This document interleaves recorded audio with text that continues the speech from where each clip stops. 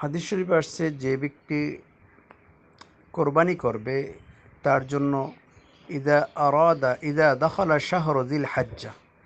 যখন নাকি জিলহজ মাস শুরু হয়, বা আরাদা ইউজাহি, এবং সে কোরবানি করার ইচ্ছা করছে, ফালা ইয়াখুজ মিন শারিহি, সেজন্য চুল না কাটে, ওয়ালা মিন আজফারিহি শাইআ, এবং সেজন্য নখ না কাটে, ওয়ালা মিন বাশারাতি শাইআ, চামড়ার কোনো অংশ, পশমের চুল, শরীরে কোনো কোনো কিছু বাড়তি পশম কোনো কিছুই সে কাটবে না, বরঞ্চ এর আগেই সে পরিচ্ছন্ন হয়ে থাকবে, যাতে করে ওই 10 দিনে বড় এসব জিনিস বড় হলে যেন তার কষ্ট না হয়। তো কতক্ষণ পর্যন্ত? হাত্তা ইউজাহি আও ইউজাহি আনহু, যতক্ষণ সে কোরবানি না করবে অথবা তার পক্ষ থেকে পশু জবাই না করা হবে, এর আগ পর্যন্ত সে ব্যক্তি এগুলো স্পর্শ করবে না, বরঞ্চ জিলহজ মাসের আগেই সে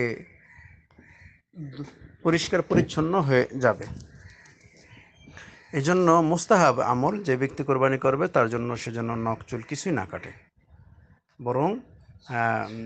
নাগার থেকে প্রস্তুত থাকবে, কোরবানি করার পরেই যখন তার পক্ষে কোরবানি হয়ে গেছে তারপরে সে পরিচ্ছন্ন হবে,